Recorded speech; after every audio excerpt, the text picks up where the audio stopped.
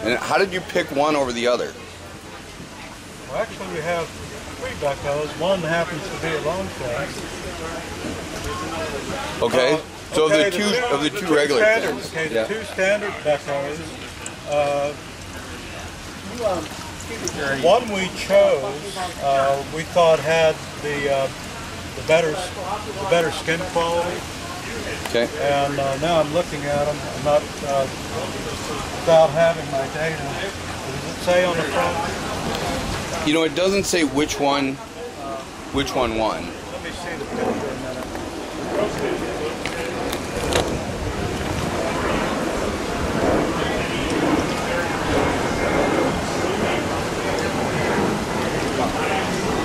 Okay, if you look at these 2 Beckos here. Okay. Sorry, I know you're trying to videotape this. Okay, the Becko that's hanging back a little bit. Yeah.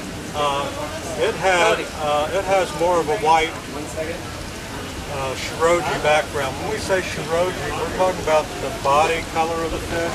Yeah. As opposed to just Shiro, which is just white here and there over the body. So what we see here is a little bit of a yellowing on this fish as compared to the white on that fish. Do you see what I'm talking about? I do, I suppose. A little bit. So which one was the one you went with? Which one we went with the whiter fish over here against the wall. Okay. And that's because the other one has more yellowing in it? Yes. Okay. Another thing that figures into it is body shape. The body of the fish there by the wall, closer, has more breadth and has a little bit more of a curve in the spine. So it gives a little bit stronger body impression. Okay. Not a big difference because they're very similar sized fish, and actually they're very similar in their shape and all. We just thought the white. See, the white is like the canvas that makes the other colors stand out. Right. So you need the white. Okay.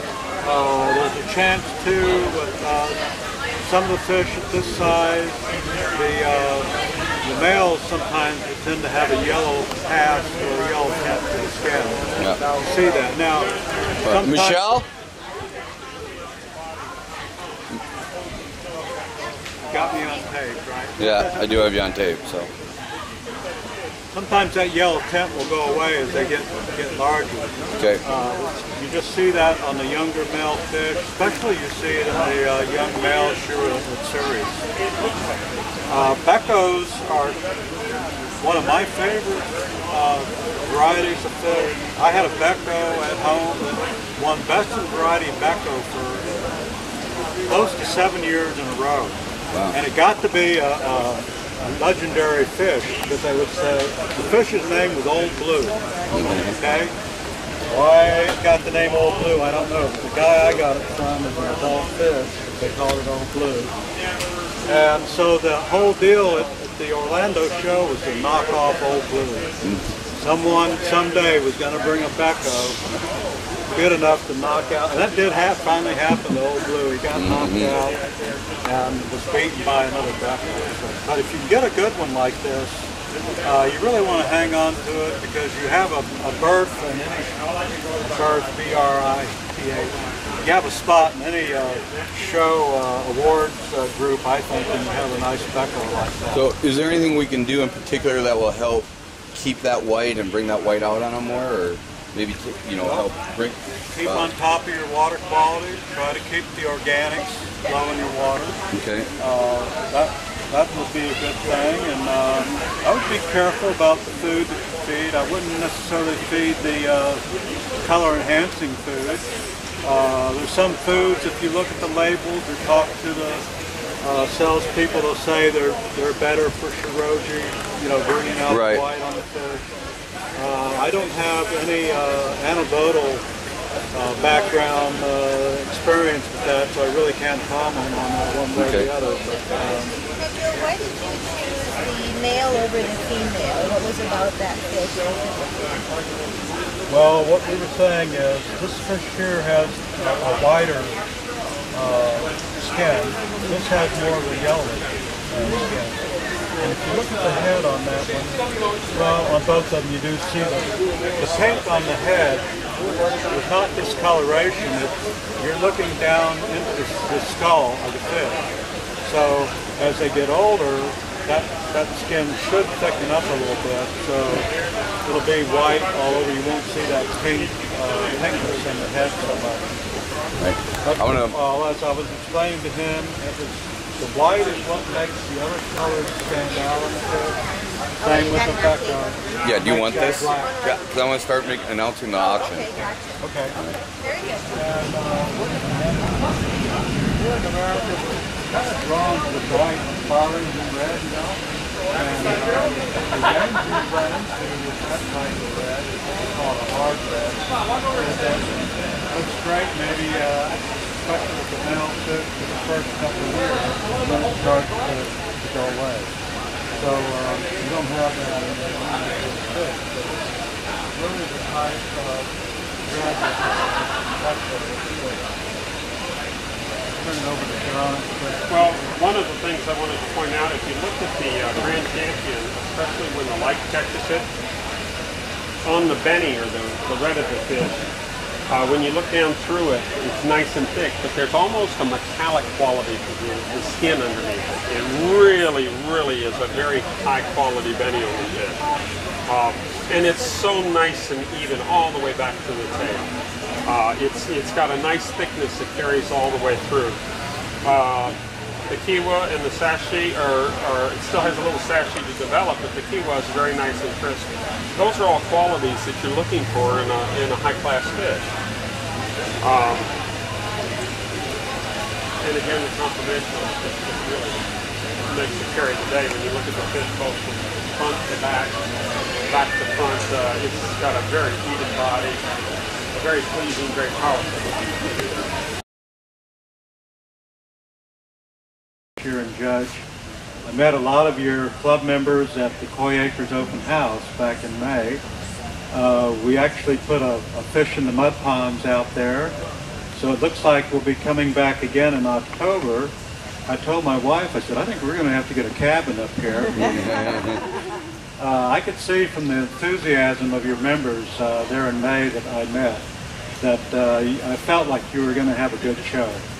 And if there's any example of the expression, build it and they will come, it's koi shows.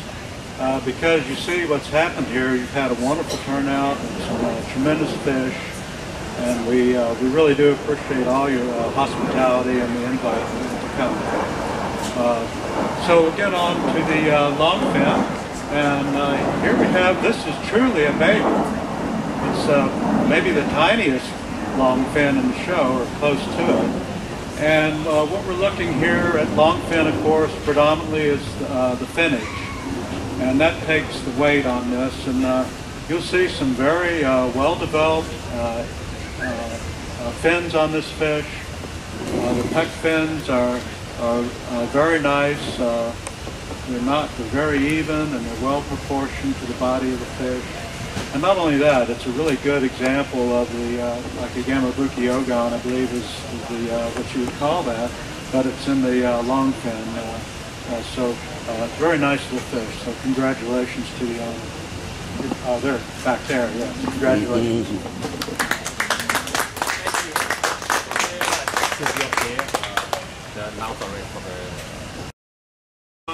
That we picked for Baby Champion. It is really a superb little fish. The quality of the shuro in the fish is wonderful. It's everything that you would want in a pattern on a fish of that size.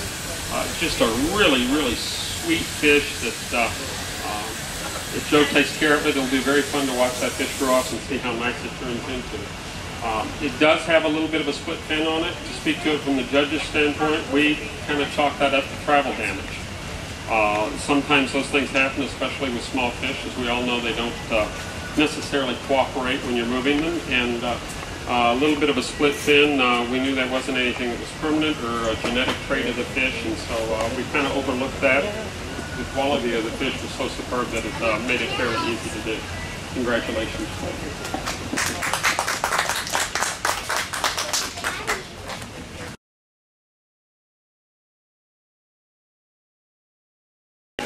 I just think that is Benny that hasn't developed it.